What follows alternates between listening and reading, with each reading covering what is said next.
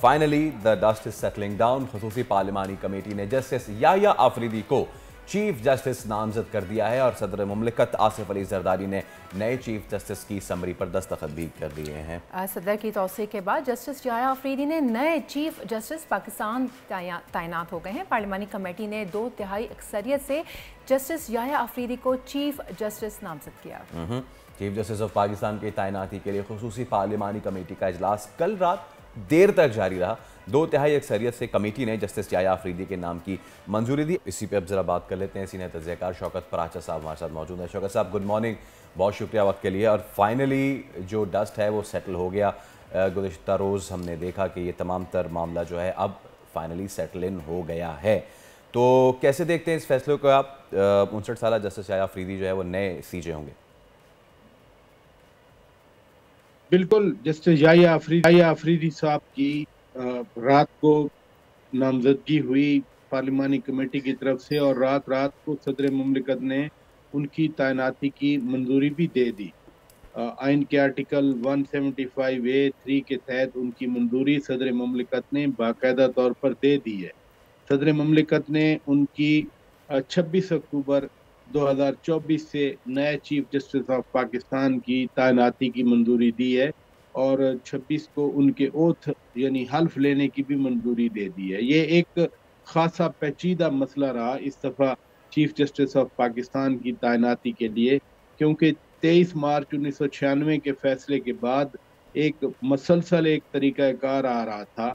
यानी 28 साल पहले से जो फैसला आया सजाद अली शाह साहब का, उसके नतीजे में हर सीनियर मोस्ट, चाहे वो 1 महीने के लिए मुद्दत रहती हो या 3 महीने के लिए रहती हो या 6 महीने के लिए रहती हो या 1 साल के लिए या 2 साल के लिए, तो senior most he chief justice of Pakistan तैनात होते रहे।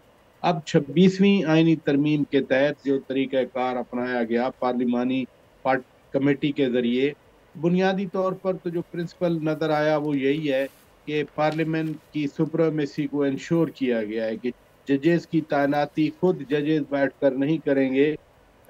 तनकीद ये की जाती रही कि अपनी मनमानी या मुख्तलिफ चेम्बर्स के जो डोमिनेंस रही इस पूरे 28 सालों में कि फलां चेम्बर के जज जो हैं वो चीफ जस्टिस बन रहे हैं, फलां चेम्बर के जज जो है वकला जो हैं वो जज बन रहे हैं।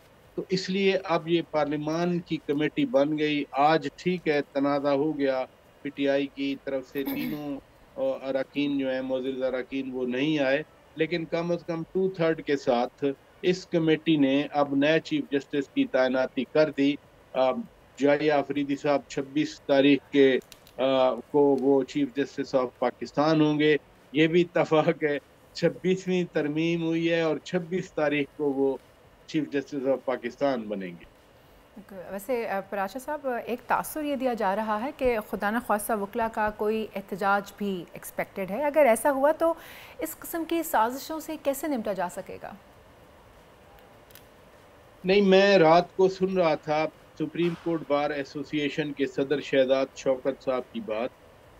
वो तो बिल्कुल अच्छा समझ रहे थे। अगर वकला की सुप्रीम बॉडी जो एक इलेक्टेड प्रोसेस के ज़रिए वजूद में आती है, अगर उसके मुंतखब सदर कह रहे हों और जस्टिस याह्या आफरीदी साहब की तारीफ़ कर रहे हों, उनको एक अच्छा जज तस्वर कर रहे हों, क्या ये जो वकला ऐलानात कर रहे हैं ये याह्या आफरीदी साहब की ज़ात को हिट करना चाह रहे हैं, जिनको बाकायदा एक ड्यू प्रोसेस के ज़रिए ड्यू प्रोसेस हुई पार्लिमानी कमेटी के ज़रिए ड्यू प्रोसेस हुई 26वीं आइनी तरमीम पार्लिमान से पास करने के बाद, अगर उस पूरे तरीक़ेकार को फॉलो करते हुए जस्टिस याह्या आफरीदी साहब को बना दिया गया चीफ जस्टिस ऑफ पाकिस्तान, तो क्या वो चीफ जस्टिस ऑफ पाकिस्तान के खिलाफ खड़े होना चाह रहे हैं या पाकिस्तान की पार्लिमान के खिलाफ खड़े होना चाह रहे हैं? इसी पार्लिमान में, इसी कौमी असम्बली में सरदार लतीफ़ खान खोसा साहब भी बैठे हैं, इसी कौमी असम्बली में बैरिस्टर गौहर खान भी बैठे हैं और भी बहुत सारे नामवर वकला बैठे हैं। इसी कौमी असम्बली में बैरिस्टर सलमान अकरम राजा साहब भी आना चाह रहे थे 8 फरवरी 2024 के इलेक्शन में। तो ये अभी तक तो इम्प्रेशन आ रहे हैं, लेकिन इस प्रोसेस में खुद बिलावल भुट्टो दरदारी साहब से वकला मिले वकला कन्वेंशन हुए, वहाँ कराची में भी वकला कन्वेंशन हुए, या इस्लामाबाद में यही सुप्रीम कोर्ट बार एसोसिएशन के लोग आकर मिले थे, फिर लॉ मिनिस्टर आदम नदीर तारड़ साहब भी वकला से मिलते रहे। तो अभी जो जो चंद वकला ये इम्प्रेशन दे रहे हैं, या तो कोई बहुत बड़ा कोई ऐसा गैर आइनी काम हुआ हो, या तो किसी प्राइवेट बंदे को निकाल के चीफ जस्टिस ऑफ पाकिस्तान बना दिया गया हो। मैं फिर कहूँगा कि पाकिस्तान की पार्लियामान ने एक आइन पास किया, आइनी तरमीम पास की, 26वीं तरमीम जिसका नाम है, उसकी प्रोविजन में 175A क्लॉज 3 का प्रोसेस फॉलो किया गया। वो प्रोसेस पार्लिमानी कमेटी की तश्कील और उसमें 2/3 मेजॉरिटी से सीनियर मोस्ट 3 जजेस में से एक को चीफ जस्टिस ऑफ पाकिस्तान तैनात करना था। वो आइनी तकाज़ों के मुताबिक, उसी आइनी तरमीम 26वीं के मुताबिक पार्लिमानी कमेटी बैठी, पार्लिमानी कमेटी ने डिलिबरेट किया और पार्लिमानी कमेटी ने फिर इनको तैनात कर दिया। तो अब किस चीज़ के खिलाफ एहतजाज करना है? ये जब वो अगर वाकई ऐसा करते हैं, अभी तो नारे हैं, ऐसा करते हैं तो फिर रीज़न वो भी बताएंगे कि पाकिस्तान की पार्लियामान को नहीं मानना, पाकिस्तान के आइन को नहीं मानना, आखिर वो चाहते क्या हैं। अच्छा पराचा साहब, जस्टिस याया अफरीदी के हवाले से अगर आप हमसे कुछ शेयर करें, 59 साल उनकी उम्र है और कौन से मशहूर केसेस में ही हैज़ बीन इन्वॉल्व्ड? फिर मैं उनके कॉलेज से क्यों ना शुरू कर दूं। वो एचिसन कॉलेज में पढ़े हैं, वो एचिसन कॉलेज में पढ़े हैं। एचिसन कॉलेज में वो फुटबॉल टीम में थे और लेफ्ट आउट पे खेला करते थे, यानी स्ट्राइकर थे, वो फॉरवर्ड खेलते थे। ये मायने खेज है, लेफ्ट आउट और स्ट्राइकर। चलिए आगे बढ़िए। जी। और आज कुछ लोग लेफ्ट आउट हो गए, लेकिन वो लेफ्ट आउट होते हुए भी चीफ जस्टिस ऑफ पाकिस्तान बन गए। ओके। फिर वो एथलीट थे, रिले रेस में हिस्सा लेते थे।